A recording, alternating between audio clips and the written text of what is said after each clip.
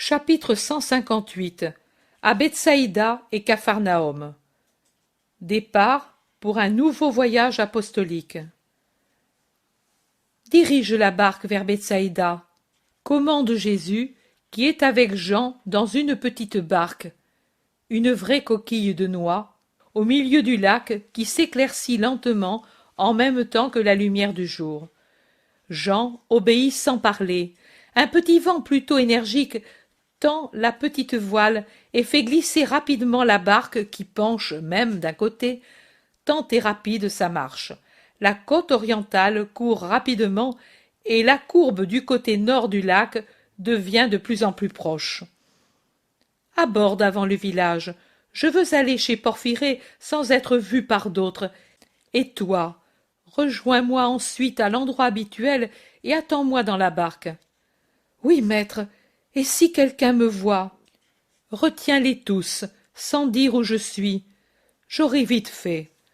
Jean remarque sur la plage un point qui est favorable pour l'abordage, et il le trouve dans un vrai semblant de torrent sableux dans lequel on a enlevé du sable pour quelque besoin, de sorte qu'il forme un petit golfe de quelques mètres, mais dans lequel une barque peut accoster au bord, qui est à environ 50 centimètres au-dessus de l'eau. C'est là qu'il va. La barque frôle légèrement la grève, mais réussit à accoster, et Jean la tient arrêtée contre le bord en s'agrippant à une racine qui sort du sable. Jésus saute sur la rive. Jean appuie la rame contre le bord, et il force pour pousser de nouveau la barque dans le lac. Il y parvient. Il lève son visage qu'éclaire son bon sourire, et il dit « Adieu, maître !» Adieu, Jean. Et Jésus s'éloigne au milieu des arbres alors que Jean louvoie avec sa petite barque. Jésus tourne vers l'intérieur, passe à travers les jardins en arrière de Bethsaïda. Il va rapidement pour éviter d'entrer dans le village quand il va s'animer. Il arrive, sans rencontrer personne, à la maison de Pierre et frappe à la porte de la cuisine. Après quelques secondes, la tête de Porphyrée se fait voir hésitante au-dessus du muret du toit. Elle voit et pousse un « Oh !» de stupeur.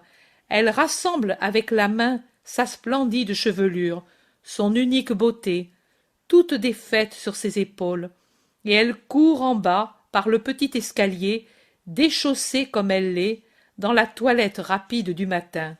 « Seigneur, toi, seul ?» Oui, Porphyrée. Où est Margiam? Il dort encore. Il est resté un peu triste, un peu languissant, le petit, et je le ménage un peu. C'est l'âge aussi, la croissance. Quand il dort, il ne pense pas et ne pleure pas. Il pleure souvent? Oui, maître, je crois que c'est sa faiblesse actuelle, et je cherche à le fortifier et à le consoler, mais lui dit « Je reste seul, tous ceux que j'aime s'en vont, quand Jésus ne sera plus là, et il le dit comme si tu devais nous quitter. Certes, il a eu beaucoup de peine dans sa vie, mais moi, mais Simon, nous l'aimons, tant, crois-le, maître. Je le sais, mais son âme devine. Porphyrée, j'ai besoin justement de te parler de ces choses. C'est pour cela que je suis venu, sans Simon, à cette heure. Où devons-nous aller pour que Margiam n'entende pas et que personne ne nous dérange? Seigneur, je n'ai que la chambre nuptiale ou bien la pièce défilée. Margiam est au-dessus.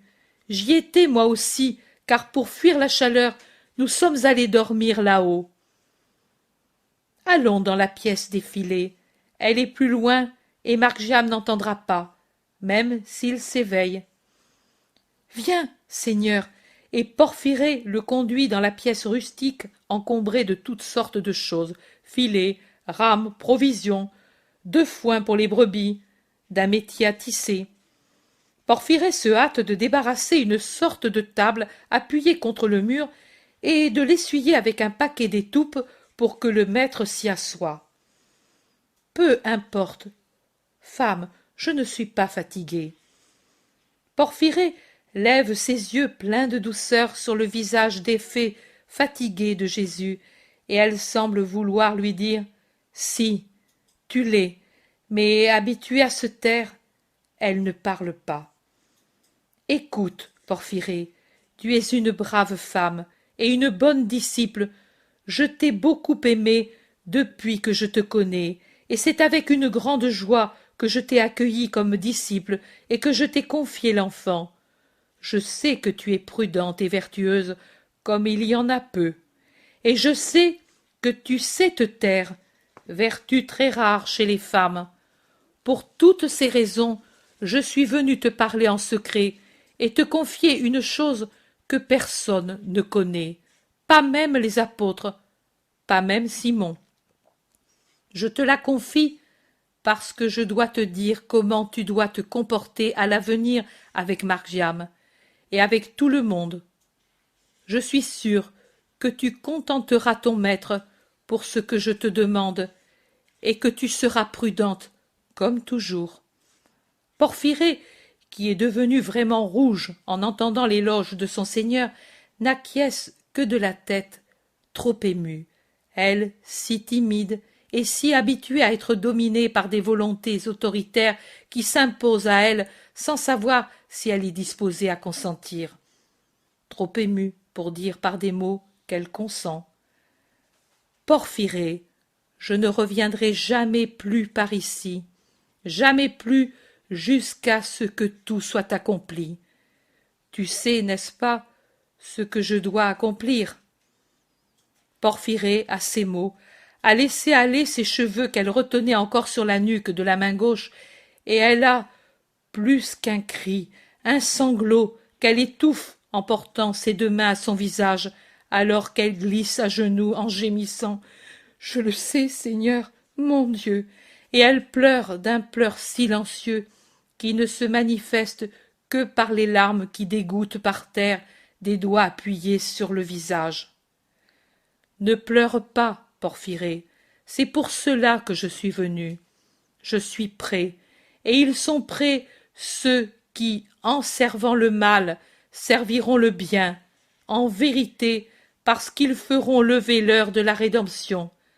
Elle pourrait s'accomplir dès maintenant, parce que moi, aussi bien qu'eux, nous sommes préparés, et toute autre heure qui passe, ou tout événement qui surviendra, ne seront que un perfectionnement pour leur crime et pour mon sacrifice. Mais même ces heures, nombreuses encore, qui passeront avant cette heure, serviront. Il y a encore quelque chose à accomplir et à dire, pour que tout ce qui était à accomplir, en me faisant connaître, soit fait. Mais je ne reviendrai plus ici. Je regarde pour la dernière fois cet endroit, et j'entre pour la dernière fois dans cette maison honnête.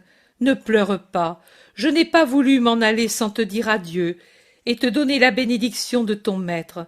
Je vais emmener Margiam avec moi. Je vais l'emmener avec moi maintenant, en allant vers les confins de la Phénicie, et puis quand je descendrai en Judée pour les tabernacles. Il ne me manquera pas la possibilité de le renvoyer avant le plein hiver. Pauvre enfant, il va jouir de moi pendant quelque temps. Et puis, Porphyrée, il n'est pas bien que Margiam soit présent à mon heure. Tu ne le laisseras donc pas partir pour la Pâque. Porphyrée, étonné, dit « Le précepte, Seigneur ?» Je l'absous du précepte. Je suis le maître, Porphyrée, et je suis Dieu, tu le sais. Comme Dieu, je puis l'absoudre à l'avance d'une omission qui n'en est même pas une, puisque je la commande pour un motif de justice. L'obéissance à mon ordre est déjà par elle-même une absolution à l'omission du précepte, car l'obéissance à Dieu, et c'est aussi un sacrifice pour Margiam, est toujours supérieure à toute autre chose. Et je suis le maître. N'est pas un bon maître celui qui ne sait pas mesurer les possibilités et les réactions de son disciple, et ne sait pas réfléchir aux conséquences qu'un effort supérieur à ce qu'un disciple peut supporter peut produire en lui. Même en imposant les vertus, Il faut être prudent et ne pas demander un maximum que la formation spirituelle et les ressources générales de l'être ne peuvent donner.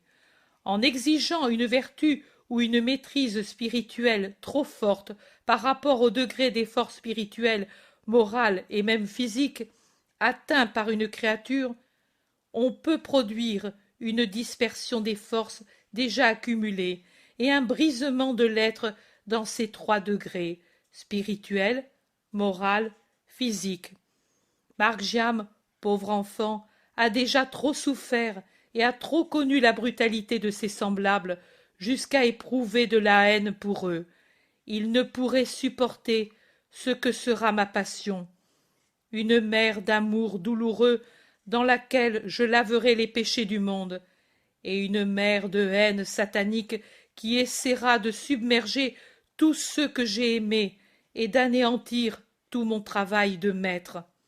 En vérité, je te dis que même les plus forts ploieront sous la marée de Satan, du moins pour un court laps de temps. Mais je ne veux pas que Marc-Jam ploie et boive cette eau désolante. C'est un innocent, et il m'est cher. J'ai pitié, grande pitié, de celui qui a déjà souffert plus que ses forces ne lui permettaient. J'ai rappelé dans l'au-delà l'esprit de Jean d'Andorre. Il est mort, Jean? Oh, Marc-Jam avait écrit plusieurs rouleaux pour lui.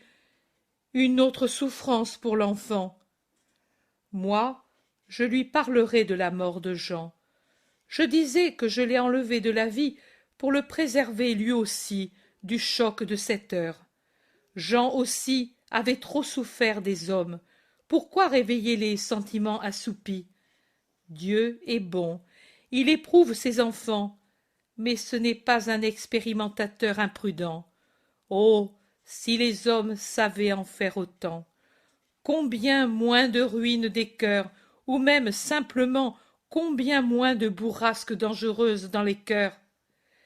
Mais pour revenir à Marc-Jam, il ne doit pas venir à la prochaine Pâques. Pour le moment, tu ne lui en parleras pas. Quand ce sera le moment, tu lui parleras ainsi. Le maître m'a donné l'ordre de ne pas t'envoyer à Jérusalem, et il te promet une récompense singulière si tu lui obéis. Marc-Jam est bon, et il obéira. Porphyrée, c'est cela que je veux de toi, ton silence, ta fidélité, ton amour. Tout ce que tu veux, monseigneur. Tu honores trop ta pauvre servante. Je ne mérite pas tant. Va en paix, mon maître et mon Dieu. Je ferai ce que tu veux. Mais la douleur a raison d'elle, et elle tombe le visage contre terre. Tout d'abord, elle était restée à genoux, reposant sur ses talons, les yeux fixés sur le visage de Jésus. Elle tombe à terre, toute couverte du manteau de ses cheveux de jais, et elle éclate en sanglots. Mais quelle douleur, maître! Oh, quelle douleur! Qu'est-ce qui finit? Qu'est-ce qui finit pour le monde, pour nous qui t'aimons, pour ta servante, le seul qui m'a vraiment aimé, qui ne m'a jamais méprisé, qui n'a pas été autoritaire avec moi, qui m'a traité comme les autres, moi si ignorante, si pauvre, si sotte. Marc-Jam dit: toi ici, maître? Je suis venu te prendre pour t'emmener avec moi pour quelques mois. Es-tu content? Oh, et Simon? Il est à Capharnaüm. Moi, je suis venu avec Jean. Il est revenu lui aussi. Il doit être heureux. Je lui donnerai ce que j'ai écrit. Je ne parle pas de Jean d'Andorre, mais de Jean de Zébédée. N'es-tu pas content? Si, je l'aime bien. L'autre aussi, presque davantage. Pourquoi, Marc-Jam? Jean de Zébédée est si bon. Oui, mais l'autre est si malheureux, et moi aussi je l'ai été, et je le suis encore un peu. Entre gens qui souffrent, on se comprend et on s'aime. Serais-tu content de savoir qu'il ne souffre plus et qu'il est très heureux? Oui, je le serais, mais il ne peut être heureux que s'il est avec toi, ou bien Il est peut-être mort, Seigneur? Il est dans la paix, et il faut en être content, sans égoïsme, car il est mort en juste, et parce que maintenant il n'y a plus de séparation entre son esprit et le nôtre. Nous avons un ami de plus qui prie pour nous. Margiam a deux grosses larmes sur son visage, vraiment très amaigri et pâle, mais il murmure « C'est vrai ». Jésus ne dit rien d'autre à ce sujet, et il ne fait pas d'observation sur l'état physique et moral de Margiam, qui est visiblement très affaibli, mais au contraire il dit « Allons, partons, j'ai déjà parlé à Porphyrée, qui a certainement préparé tes vêtements. Prépare-toi, toi aussi, car Jean nous attend. Nous allons faire une surprise à Simon. N'est-ce pas sa barque qui revient à Capharnaüm? Il a peut-être péché au retour. » « Oui, c'est elle. Où allons-nous, Seigneur? » « Au nord, et puis en Judée. »« Pour longtemps? » ?»« Pour longtemps. » Margiam, réjouie à la pensée de rester avec Jésus, se lève promptement et court se laver au lac. Il revient avec les cheveux encore humides en criant « J'ai vu Jean, il m'a fait un signe pour me saluer. Il est à l'embouchure, au milieu des roseaux. » Allons. Ils descendent. Porphyrée est en train de finir de fermer deux sacs et elle explique « J'ai pensé envoyer plus tard les vêtements lourds par mon frère pour les tabernacles au Gethsémani. Vous marcherez plus à l'aise aussi bien toi que ton père. » Et tout en finissant de lier les courroies, elle montre ce qu'elle a préparé, lait, pain, fruits. « Nous allons tout prendre et nous mangerons dans la barque. Je veux partir avant qu'il n'y ait trop de monde sur la rive. Adieu, Porphyrée, que Dieu te bénisse toujours, et que la paix des justes soit toujours en toi. Viens, Margiam. » Ils ont vite fait le court trajet, et pendant que Margiam va trouver Jean, Jésus va à la barque, rejoint tout de suite par les deux qui courent à travers les roseaux. Il saute dans la barque en appuyant la rame contre le bord pour se mettre en eau profonde. Le bref parcours est vite accompli et il s'arrête sur la plage de Capharnaüm pour attendre la barque de Pierre qui va arriver. L'heure leur permet d'échapper à l'assaut des gens et ils peuvent manger en paix leur pain et leurs fruits, étendus sur le sable, à l'ombre de la barque. Simon ne connaît pas la petite barque, aussi seulement quand il met le pied sur la rive et quand il voit Jésus se dresser de derrière la barque qu'il le remarque. « Maître, et toi, Margiam? Mais depuis quand? »« Depuis tout à l'heure. Je suis passé par Bethsaïda. Fais vite, il faut partir tout de suite. » Pierre le regarde et ne dit rien. Lui et ses compagnons déchargent la barque du poisson qu'il a pris, des sacs de vêtements, y compris celui de Jean qui peut finalement s'habiller. Et Simon demande quelque chose à son compagnon qui lui fait un signe comme pour lui dire « Attends ». Ils vont à la maison. Ils entrent, les apôtres qui étaient restés accourent.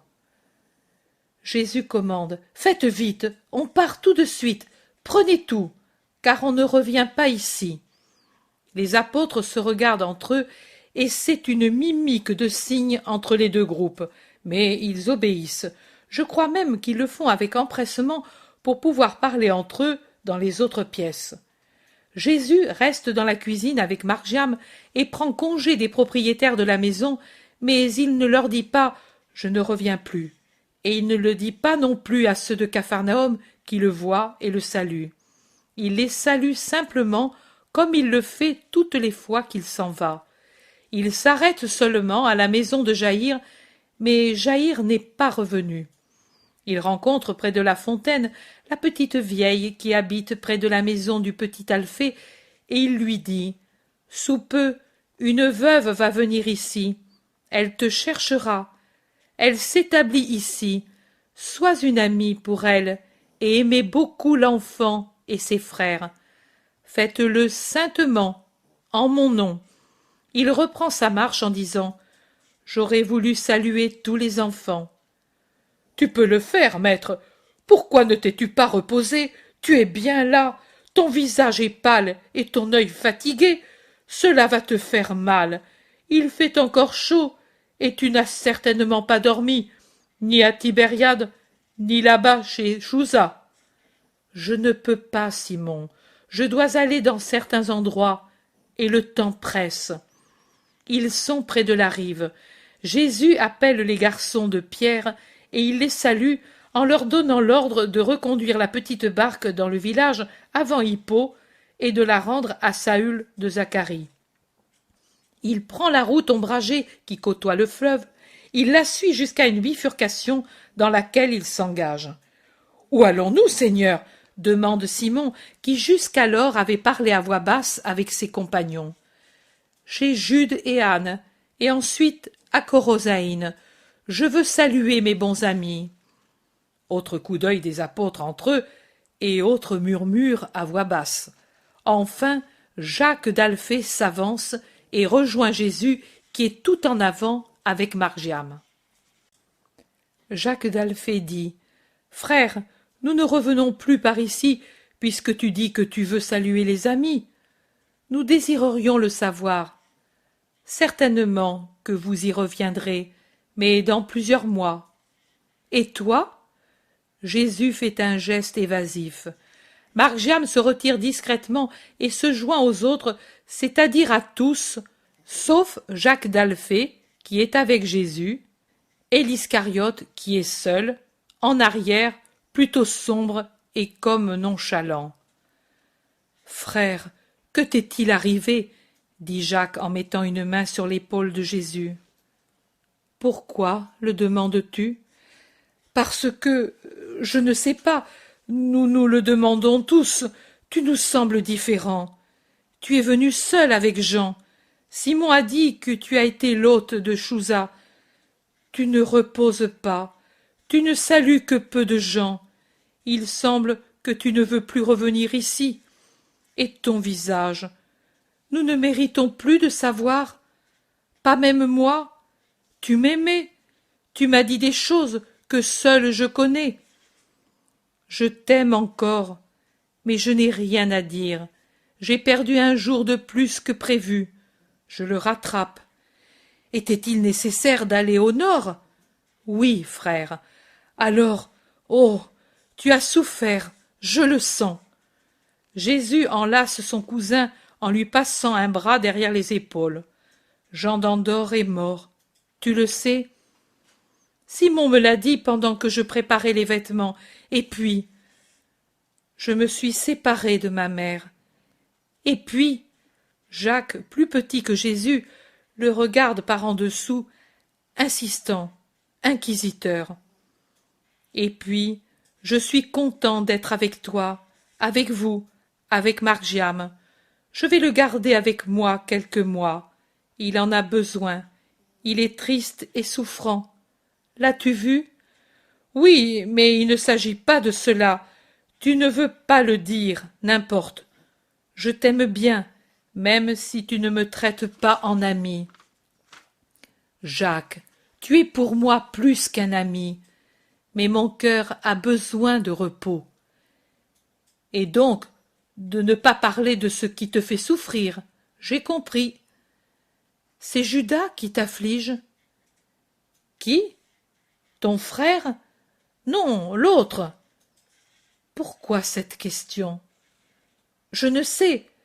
Pendant que tu étais absent, un envoyé de nous ne savons pas qui a cherché Judas plusieurs fois. Lui l'a toujours repoussé, mais pour vous, tout acte de Judas est toujours un crime. Pourquoi manquer à la charité? C'est qu'il est tellement torve, troublé, il fuit ses compagnons, il est nonchalant. Laisse-le faire. Depuis plus de 2 années qu'il est avec nous, il a toujours été ainsi. Pense aux 2 petits vieux, comme ils vont être heureux. Et sais-tu pourquoi je vais là? Je veux leur recommander le petit menuisier de Corosaïne. Ils s'éloignent en parlant. Derrière eux, en groupe, viennent les apôtres qui ont attendu Judas pour ne pas le laisser seul en arrière, bien qu'il soit si visiblement ennuyé que cela n'incite vraiment pas à l'avoir avec soi. Chapitre 159. Chez Jude et Anne, près du lac de Méron. Ils arrivent tout échauffés, bien qu'ils aient marché à travers les vergers touffus dont les branches ploient sous le poids des fruits mûrs. Des vignes nombreuses et magnifiques, arrive l'odeur caractéristique du raisin quand les grappes sont déjà mûres et que les feuilles commencent à se flétrir à l'automne. On voit arriver d'abord 2 paysans qui reviennent des vergers chargés de paniers, de pommes superbes, et ils préviennent un serviteur qui fait la commission. Pendant ce temps, les 2 paysans saluent Jésus et annoncent que de nombreux disciples se sont arrêtés dans la maison venant des montagnes de la Golanitide et de l'Ithurée et se dirigeant vers Jérusalem, et que leurs maîtres ont décidé d'aller avec eux au tabernacle par la Décapole et la Pérée. Mais ils n'ont pas fini de donner les nouvelles que déjà les maîtres, précédés et suivis de nombreux disciples, accourent hors de la maison à la rencontre du maître. Parmi les disciples, il y a presque tous ceux qui étaient bergers à Bethléem, et avec eux, il y en a d'autres, comme le premier lépreux guéri et l'estropié miraculé, son ami et d'autres encore, c'est-à-dire ceux de l'au-delà du Jourdain, moins Timon. Je ne vois pas Isaac, ni Étienne, ni Hermas, ni Hermasté, ni Joseph d'Emmaüs, ni non plus Abel de Bethléem, ni Nicolaï d'Antioche, ni Jean d'Éphèse.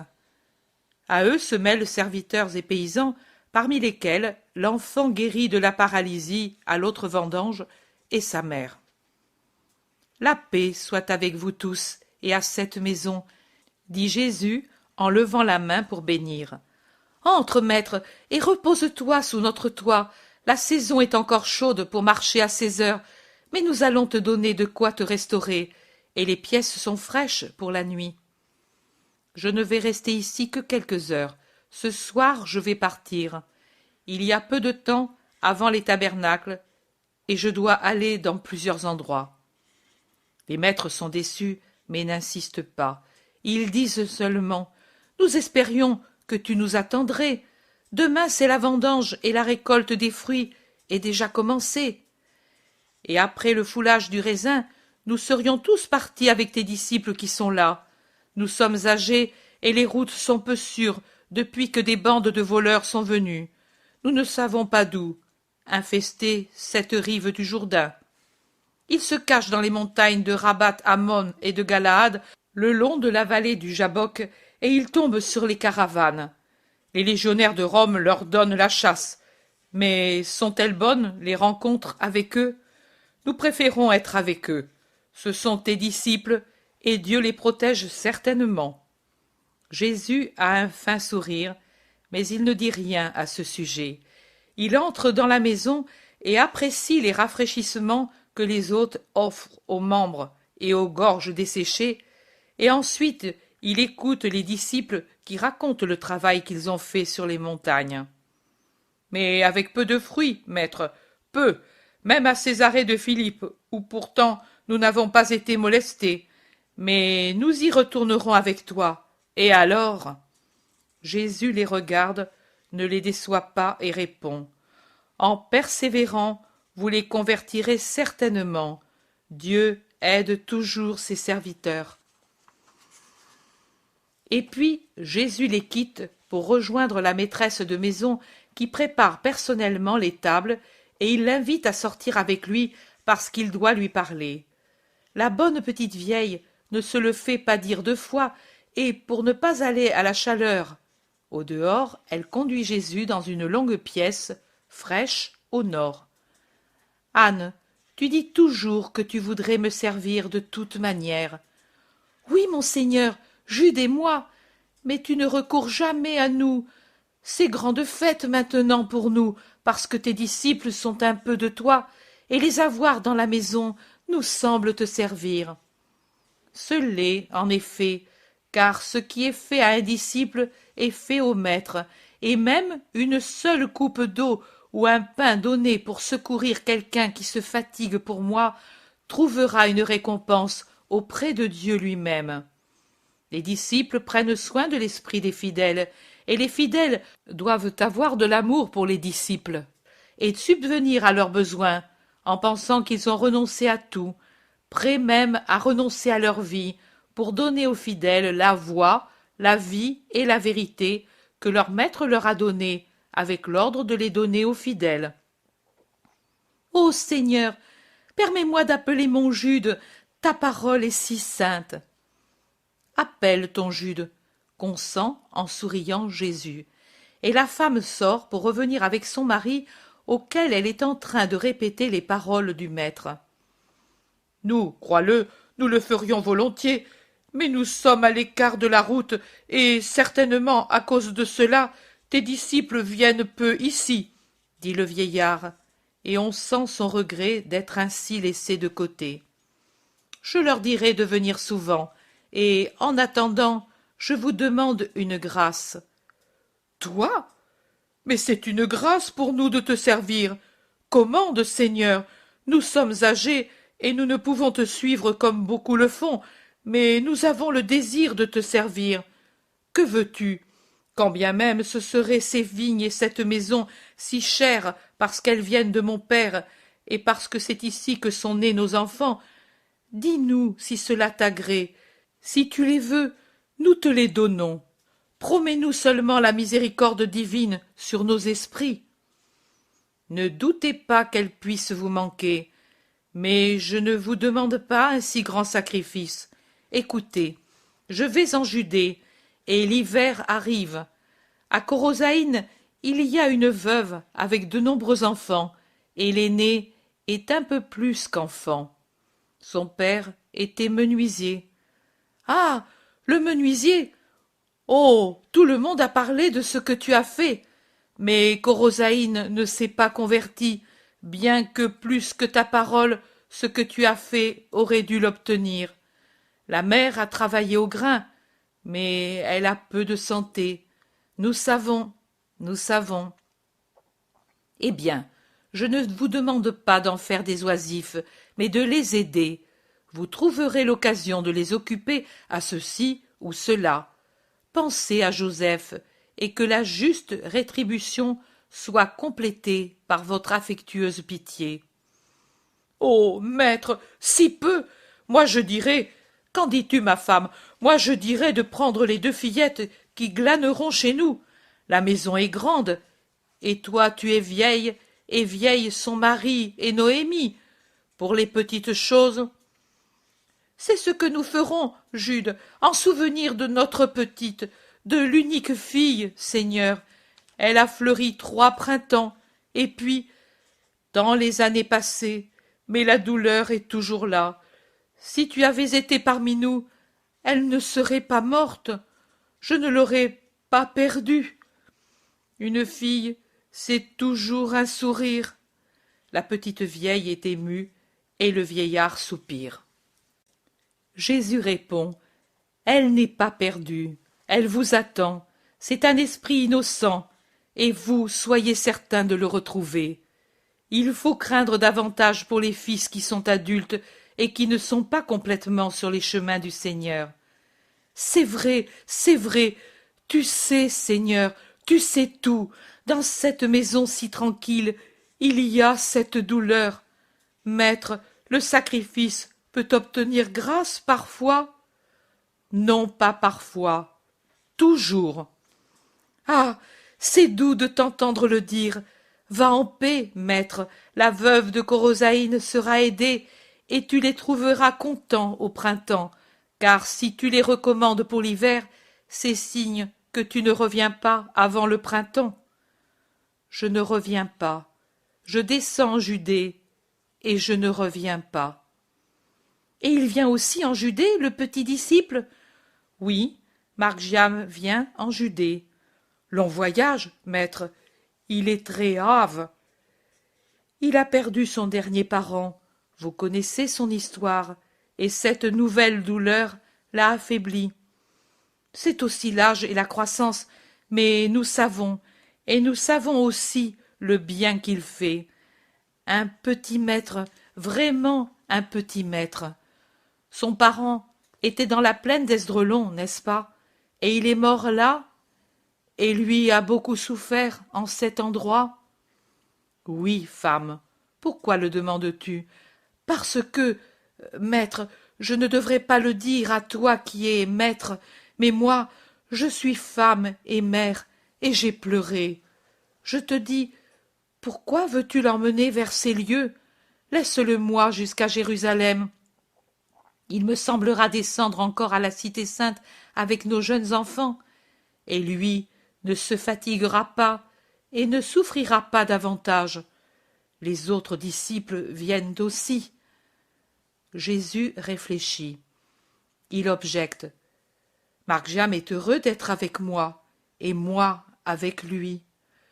Oui, mais si tu le lui dis, il obéira avec plaisir. Ce ne seront que quelques jours de séparation. Qu'est-ce qu'un peu plus de 2 semaines pour qui est si jeune? Il a le temps de jouir de toi. Jésus la regarde son mari. Tous les deux ignorent qu'il n'est pas long le temps qui reste pour jouir du Sauveur. Mais il ne dit rien. Il ouvre les bras comme pour dire « qu'il soit comme vous voulez ». Et il dit seulement « alors, appelez Marc-Jam et Simon ». Le vieil homme sort et revient avec les deux. Simon a le regard inquisiteur. Il semble soupçonner je ne sais quoi, mais quand il entend le motif, il se calme et dit « Que Dieu vous récompense! Le fils est très fatigué et, à dire vrai, il me paraissait imprudent de le faire tant marcher. » Mais je venais volontiers, j'étais avec le maître, et si le maître m'emmenait avec lui, c'était signe que je pouvais aller. Lui fait tout très bien. Et il y a presque des larmes dans la voix de Marc-Jam. C'est vrai, Marc-Jam, mais aussi il faut être condescendant. Ce sont 2 bons amis pour moi et pour tous mes amis. Pour moi, je consens à leurs désirs, et toi? Comme tu veux, mon maître, mais à Jérusalem pourtant. À Jérusalem, tu viens avec moi, promet Jésus, et le brave Marc-Jam ne réplique rien. Ils sortent de la pièce, et Jésus va trouver les disciples qui sont heureux de cette rencontre inespérée.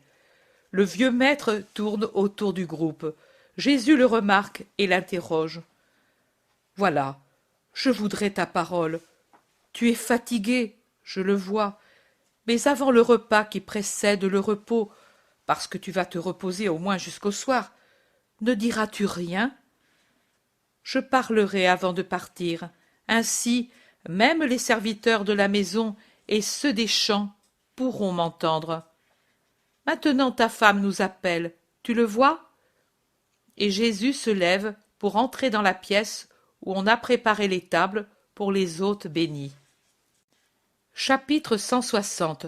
Jésus dit la parabole sur la distribution des eaux. Certainement, s'est répandue la nouvelle que le maître est là et qu'il va parler avant le soir. Les alentours de la maison fourmillent de gens qui parlent tout bas, sachant que le maître se repose et ne voulant pas l'éveiller. Ils attendent patiemment sous les arbres qui les défendent du soleil, mais pas de la chaleur qui est encore forte.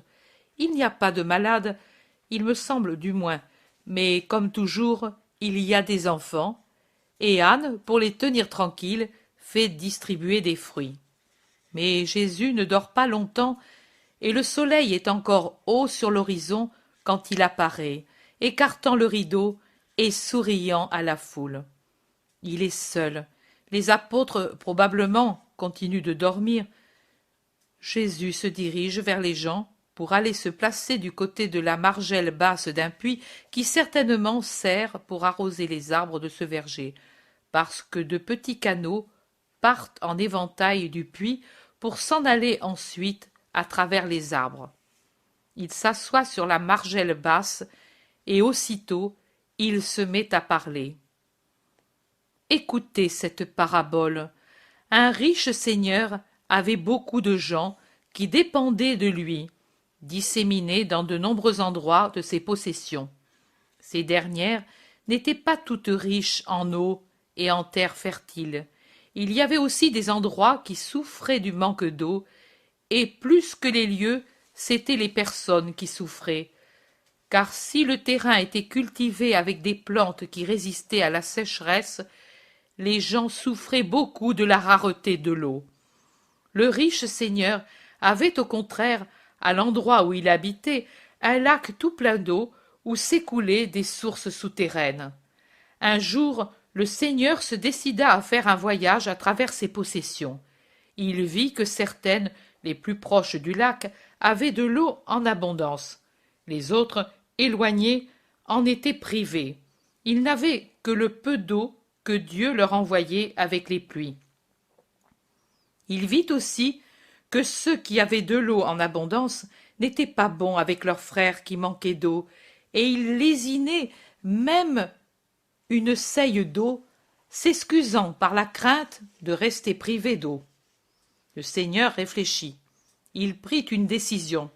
Je vais dévier les eaux de mon lac vers les plus proches, et je leur donnerai l'ordre de ne plus refuser l'eau à mes serviteurs éloignés et qui souffrent de la sécheresse du sol. Il entreprit tout de suite les travaux. Il fit creuser des canaux qui amenaient la bonne eau du lac aux possessions les plus proches, où il fit creuser de grandes citernes de façon que l'eau se réunisse en quantité, augmentant ainsi les ressources d'eau qui étaient dans le lieu. De celles-ci, il fit partir des canaux moins importants pour alimenter d'autres citernes plus éloignées. Ensuite, il appela ceux qui vivaient dans ces endroits et il leur dit « Souvenez-vous que ce que j'ai fait, je ne l'ai pas fait pour vous donner le superflu, mais pour favoriser par votre intermédiaire ceux qui manquent même du nécessaire. Soyez donc miséricordieux comme je le suis. » Et il les congédia. Il se passa du temps, et le riche seigneur se décida à faire un nouveau voyage à travers toutes ses possessions. Il vit que celles qui étaient les plus proches s'étaient embellies, et qu'elles n'étaient pas seulement riches de plantes utiles, mais aussi de plantes ornementales, de bassins, de piscines, de fontaines établies dans leurs maisons, un peu partout et dans le voisinage.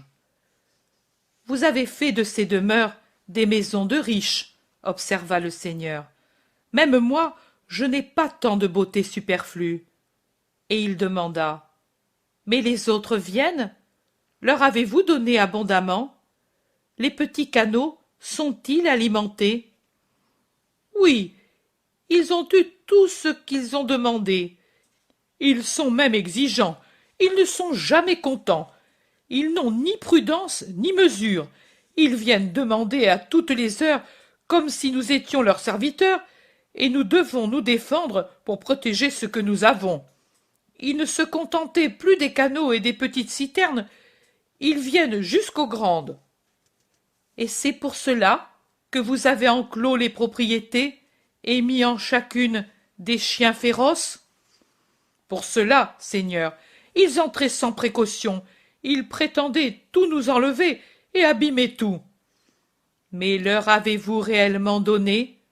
Vous savez que c'est pour eux que j'ai fait cela, et que je vous ai fait intermédiaire entre le lac et leurs terres arides? Je ne comprends pas.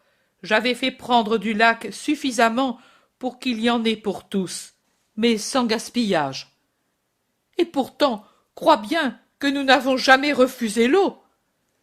Le seigneur se dirigea vers ses possessions plus lointaines. Les grands arbres adaptés à l'aridité du sol étaient verts et feuillus. Ils ont dit vrai, dit le seigneur en les voyant de loin qui frémissaient au vent. Mais il s'en approcha et vit par-dessous le terrain brûlé, presque mortes, les herbes que broutaient péniblement des brebis épuisées, envahis par le sable les jardins près des maisons. Et puis il vit les premiers cultivateurs souffrant, l'œil fébrile et humilié. Ils le regardaient et baissaient la tête en s'éloignant, comme s'ils avaient peur. Étonné de cette attitude, il les appela à lui. Ils s'approchèrent tremblants. « Que craignez-vous? Ne suis-je plus votre bon seigneur qui a eu soin de vous et qui, par des travaux prévoyants, vous a soulagé de la pénurie de l'eau?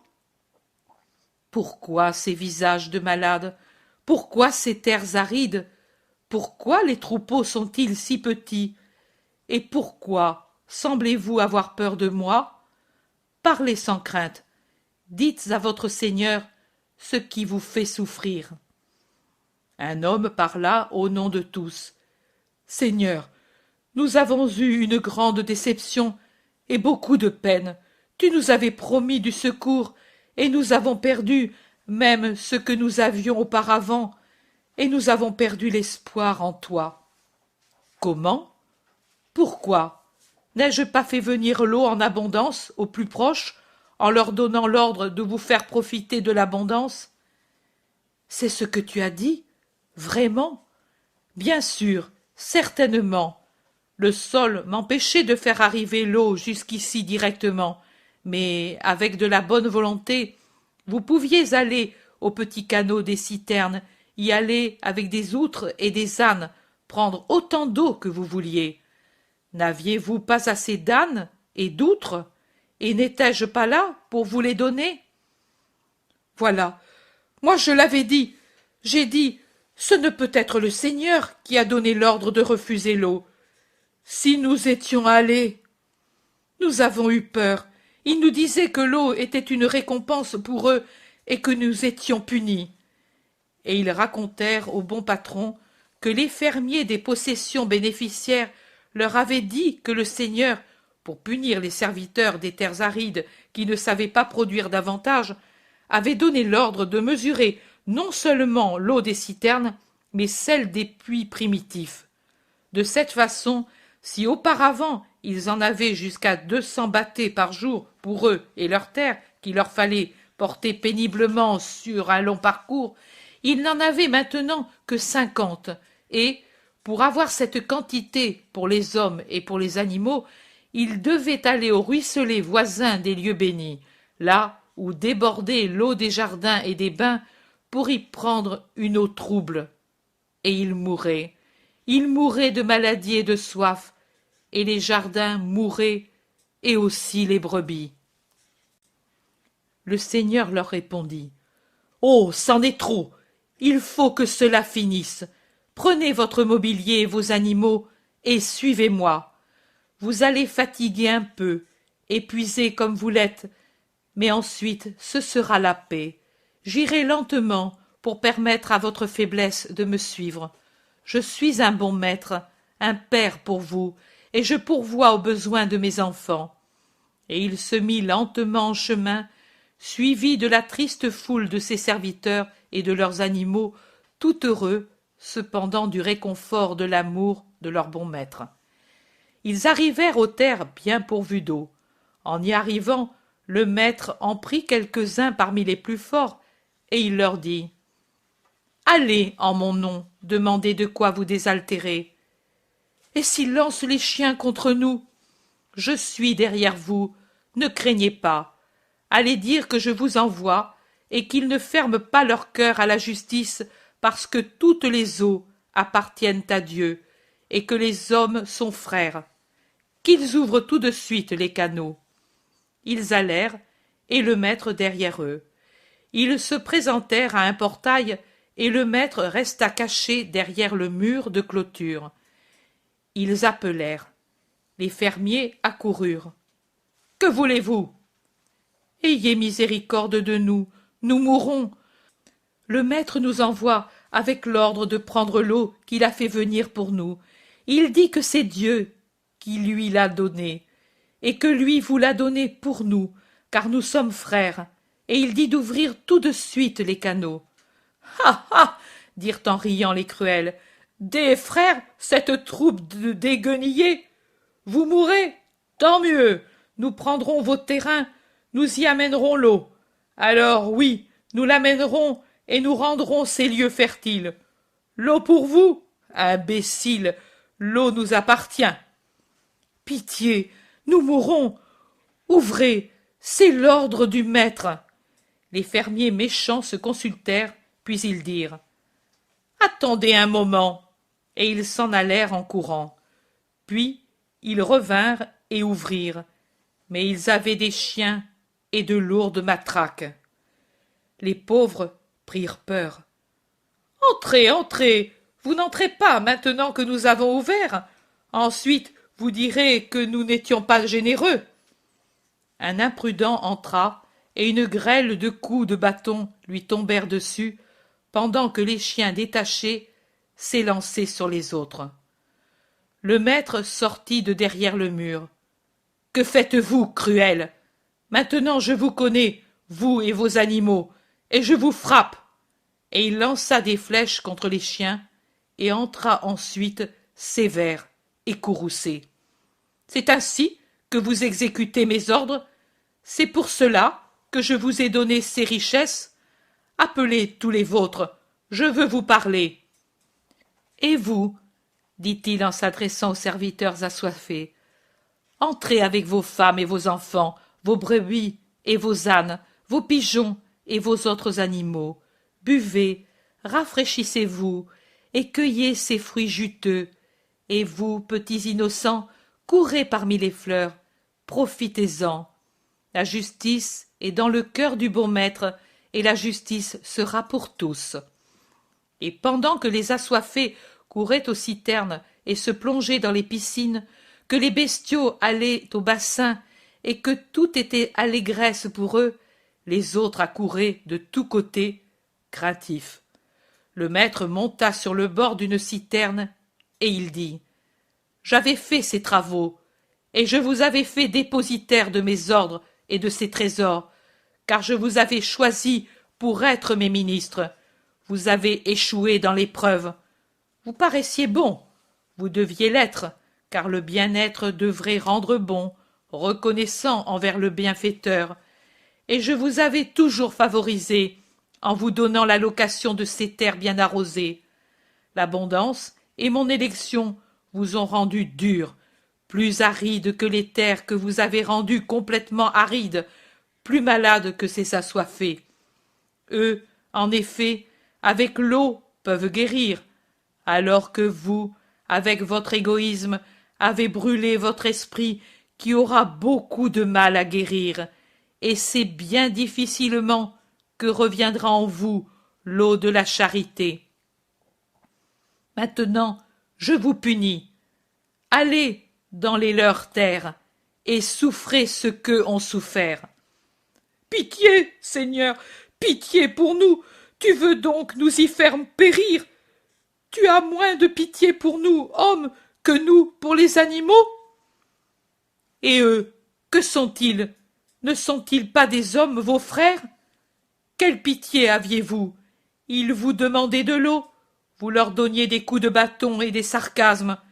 Ils vous demandaient ce qui m'appartient et que je vous avais donné, et vous le refusiez en disant que c'était à vous. À qui est l'eau? Je ne dis même pas, moi, que l'eau du lac m'appartient, bien que le lac m'appartienne. L'eau appartient à Dieu. Qui de vous a créé une seule goutte de rosée? Allez. Et à vous je dis, à vous qui avez souffert, soyez bons. Faites-leur ce que vous auriez voulu qu'il vous soit fait. Ouvrez les canaux qu'eux ont fermés, et faites-leur couler l'eau dès que vous le pourrez. Je vous fais mes distributeurs pour ces frères coupables auxquels je laisse la possibilité et le temps de se racheter. Et c'est le Seigneur Très-Haut, plutôt que moi, qui vous confie la richesse de ces eaux pour que vous deveniez la providence de ceux qui en manquent. Si vous savez le faire avec amour et justice, en vous contentant du nécessaire, en donnant le superflu aux malheureux, en étant juste, en n'appelant pas vôtre ce qui est don reçu, et plutôt don confié, grande sera votre paix, et l'amour de Dieu et le mien seront toujours avec vous. La parabole est finie, et tout le monde peut la comprendre.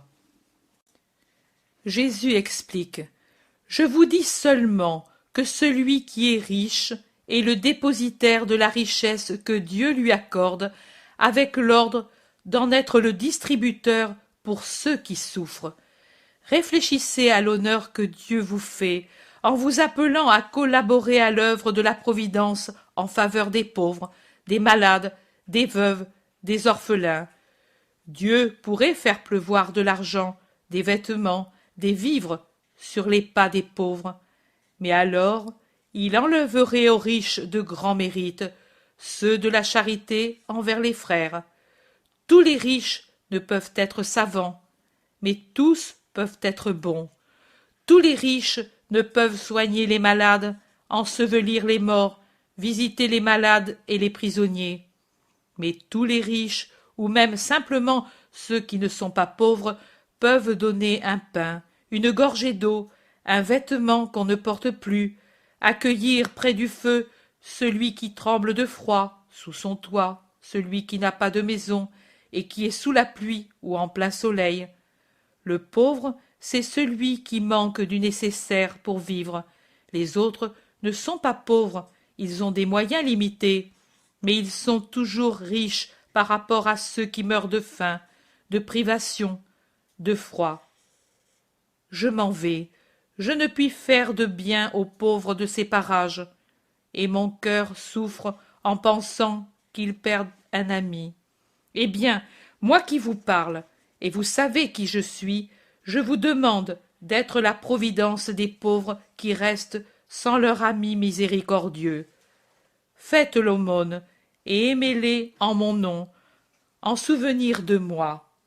Soyez mes continuateurs, soulagez par cette promesse mon cœur accablé, que dans les pauvres vous me verrez toujours, et que vous les accueillerez comme les plus vrais représentants du Christ qui est pauvre, qui a voulu être pauvre pour l'amour de ceux qui sont les plus malheureux sur la terre, et pour expier par ses privations et son poignant amour les prodigalités injustes et les égoïsmes des hommes.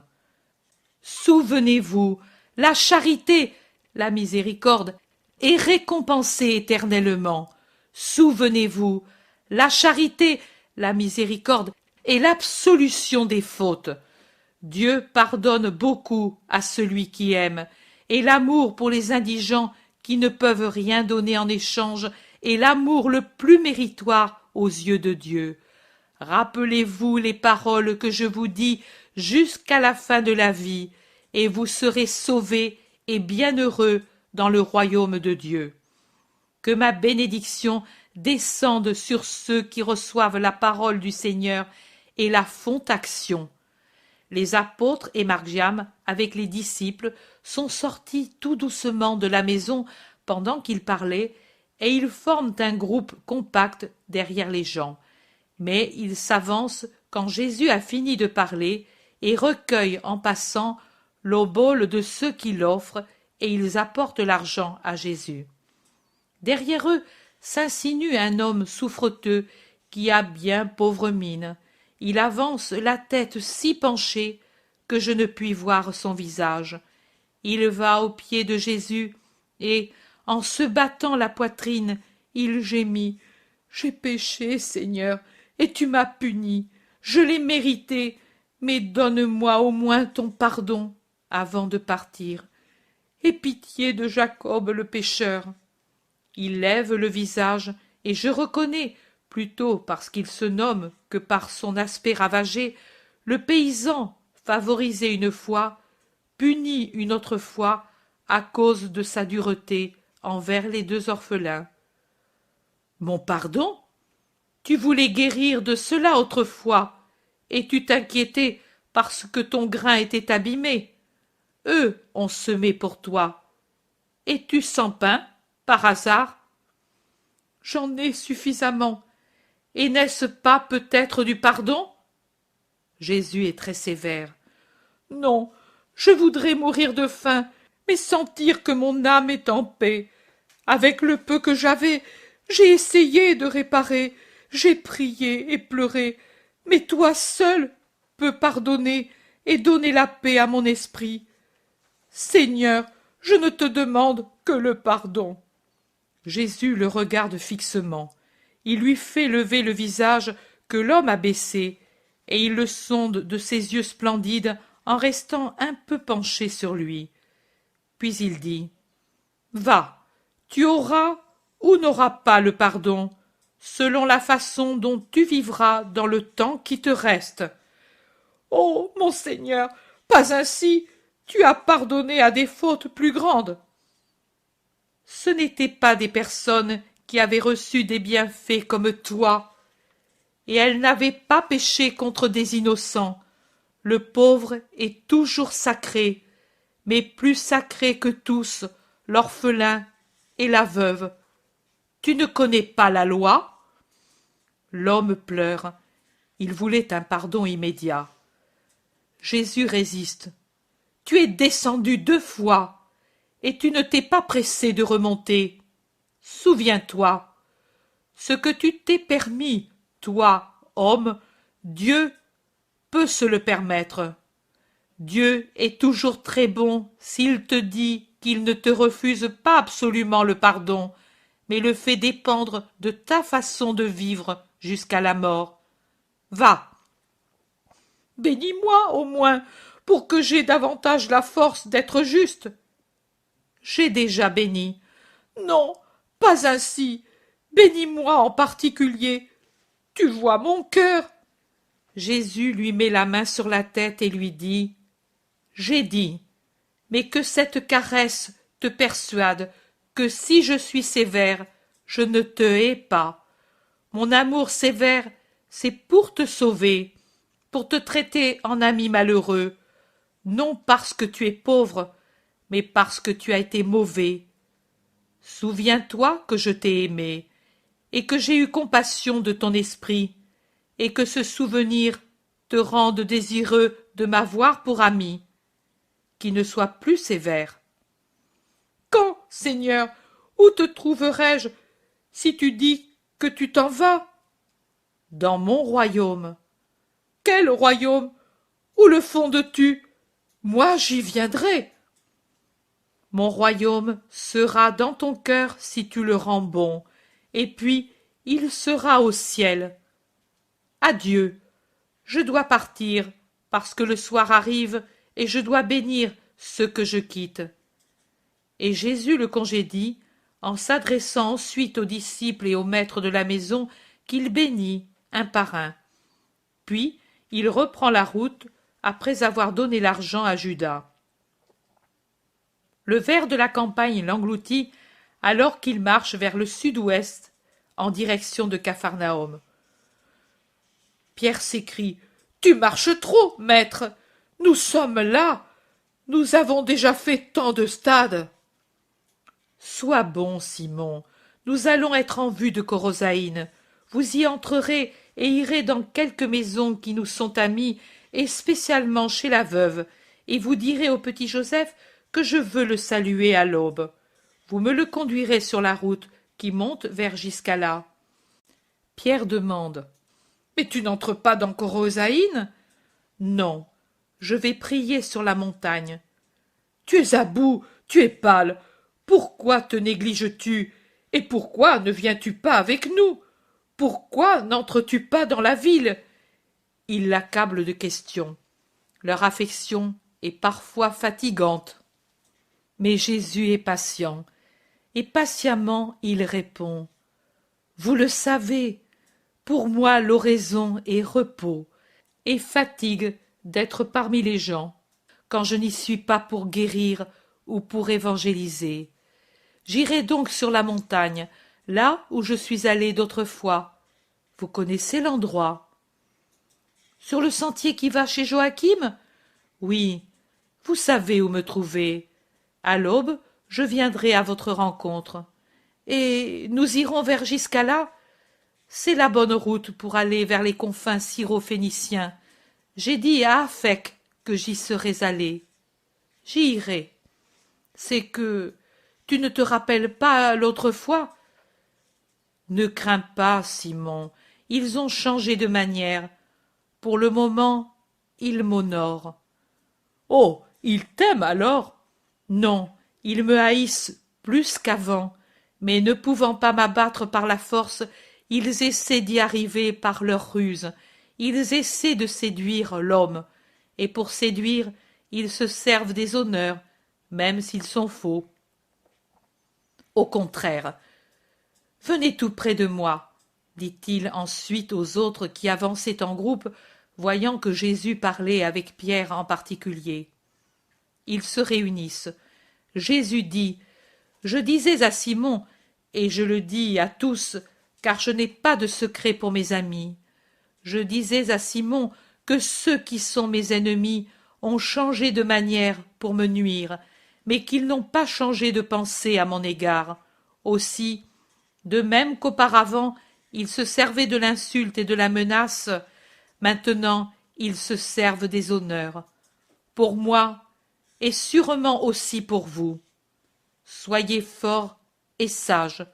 Ne vous laissez pas tromper par des paroles mensongères, par des cadeaux, par des séductions. Rappelez-vous ce que dit le Deutéronome. Les cadeaux aveuglent les yeux des sages et altèrent les paroles des justes. Rappelez-vous Samson.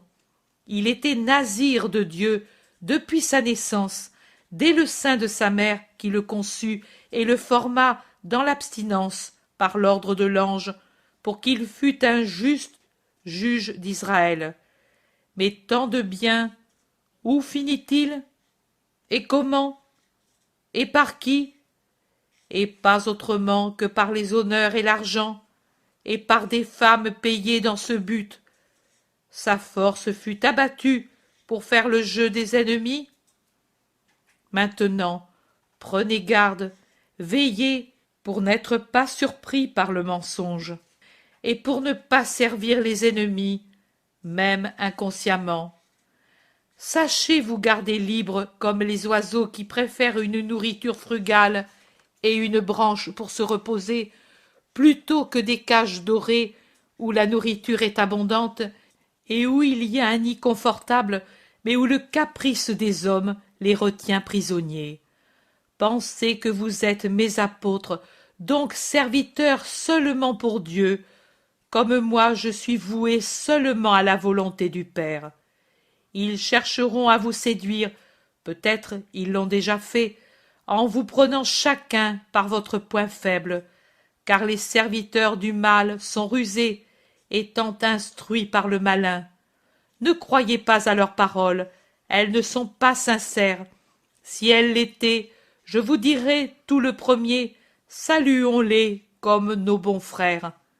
Au contraire, il faut se défier de leurs actions et prier pour eux, pour qu'ils deviennent bons. Moi, je le fais. Je prie pour vous, pour que vous ne soyez pas trompés par cette nouvelle guerre, et pour eux, pour qu'ils cessent d'ourdir des complots contre le Fils de l'homme et d'offenser Dieu son Père. Et vous, imitez-moi, priez beaucoup l'Esprit Saint, qu'il vous donne des lumières pour y voir clair, et soyez purs si vous voulez l'avoir pour ami. Moi, avant de vous quitter, je veux vous fortifier. Je vous absous si jusqu'à présent vous avez péché. Je vous absous de tout. Soyez bons à l'avenir, bons, sages, chastes, humbles et fidèles. Que la grâce de mon absolution vous fortifie. Pourquoi pleures-tu, André? Et toi, pourquoi te troubles-tu, mon frère? André dit, parce que cela me semble un adieu. Et crois-tu que c'est avec si peu de paroles que je vous saluerai? Ce n'est qu'un conseil pour ces temps. Je vois que vous êtes tous troublés. Cela ne doit pas se produire. Le trouble trouble la paix.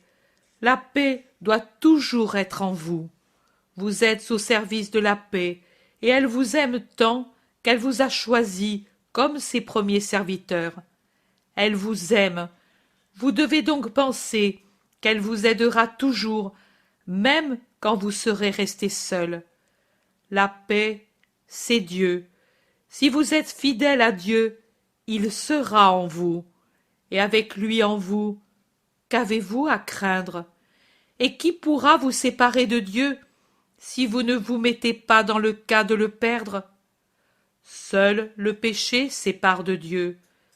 Mais le reste, tentation, persécution, mort, même la mort ne sépare pas de Dieu, mais elles unissent davantage à lui, car toute tentation vaincue vous fait monter d'un degré vers le ciel, car les persécutions vous obtiennent un redoublement d'amour protecteur de Dieu, et la mort d'un saint ou d'un martyr n'est qu'une fusion avec le Seigneur Dieu.